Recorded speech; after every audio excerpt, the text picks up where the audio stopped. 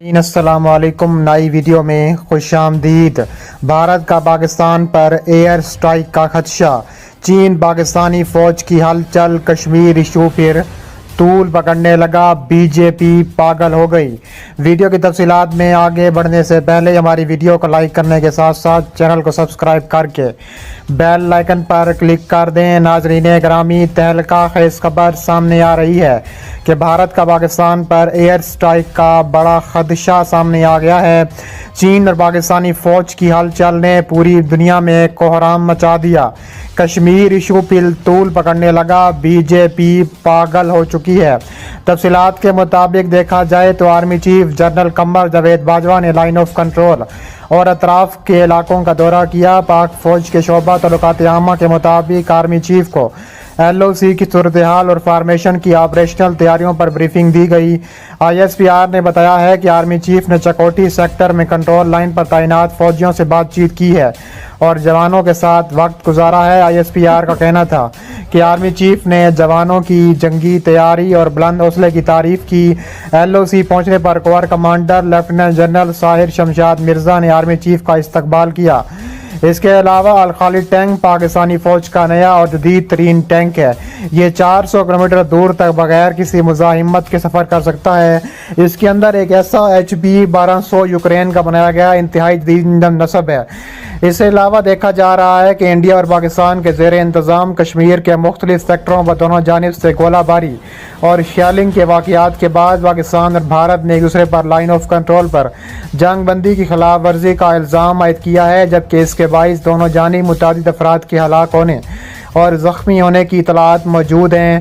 پاکستانی فوج کے شعبہ تعلقات عامہ کی جانب سے جاری کردہ ایک بیان میں کہا گیا ہے کہ اطلاعات کے مطابق درمیانی شب انڈیا کے زیر انتظام کشمیر کے ضلع کپواڑہ میں وادی نیلم کی دوسری جانب انڈین فوج اور مقامی عسکریت پسندوں کے درمیان جھڑپ ہوئی تھی، جس میں انڈین فوج کے 4 فوجی ہلاک ہو گئے تھے۔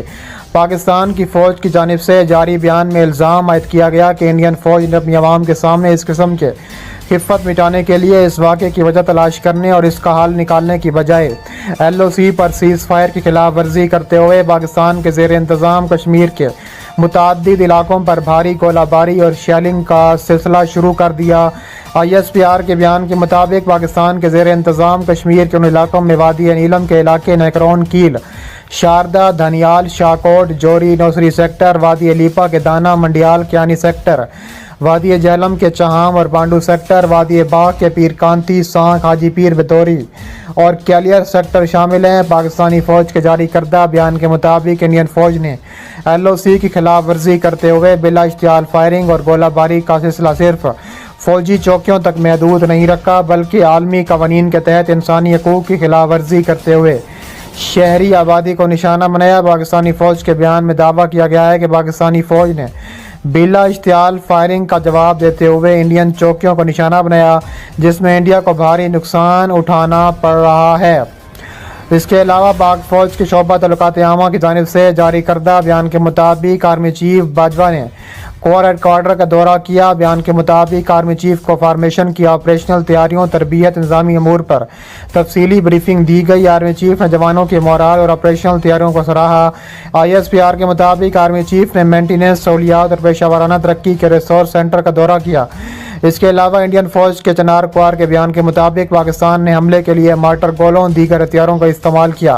انڈین فوج نے الزام عائد کیا ہے کہ پاکستان نے جان بوجھ کر عام شہریوں کو نشانہ بنایا، جبکہ اس جھڑپ میں پاکستانی فوج کے انفراسٹرکچر کو بھاری نقصان پہنچانے کا دعویٰ کیا گیا۔ انڈین فوج کے عہدیداروں کے حوالے سے بتایا گیا ہے کہ پاکستان کی جانب سے کی جانے والی فائرنگ سے انڈیا کے زیر انتظام کشمیر کے علاقے اوڑی کے نمبالا سیکٹر میں 2 فوجی ہلاک ہوئے، جبکہ حاجی پیر سیکٹر میں بی ایس ایف کے ایک سب انسپکٹر کی موت ہو گئی۔ حاجی پیر سیکٹر میں ایک انڈین فوجی کی موت ہوئی ہے۔ انڈین فوج کے اداروں کے مطابق بارامولہ کے علاقے اوڑی کے کمال کو سیکٹر میں 2 شہری ہلاک ہوئے، جبکہ اوڑی کے حاجی پیر سیکٹر میں بالا کوٹ کے علاقے میں ایک خاتون کی موت ہوئی۔ انڈیا کے زیر انتظام کشمیر کے دارالحکومت سری نگر سے دفاع کے ترجمان راجیش کالیا نے بتایا ہے کہ فوج نے سرحد کے قریب کیران سیکٹر میں جنگ بندی کی خلاف ورزی کے دوران دراندازی کی سازش کو ناکام بنا دیا۔ انہوں نے کہا ہے کہ ہماری فوج نے شمالی کشمیر کے ضلع کپواڑہ میں کیران سیکٹر میں کچھ مشکوک نقل و حرکت دیکھی تھی۔ ہماری فوجی دستوں نے دراندازی کی اس کوشش کو ناکام بنا دیا۔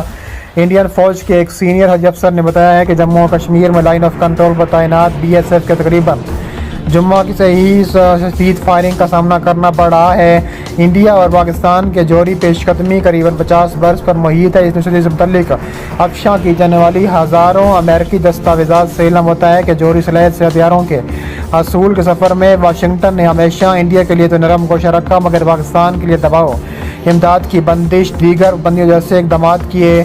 भारत ने रूस से हासिल करदा दिफाई सिस्टम S-400 की तनसीब शुरू कर दी। फ़ज़ाई दिफाई सिस्टम S-400 की तनसीब अभी पाकिस्तान के बार्डर पर की गई है। NDTV के मुताबिक भारतीय एयरफोर्स का पहला स्क्वाड्रन पंजाब सेक्टर में मुतय्यन किया जा रहा है, जो दिफाई मिसाइल सिस्टम को ऑपरेट करने की सलाहियत रखता है।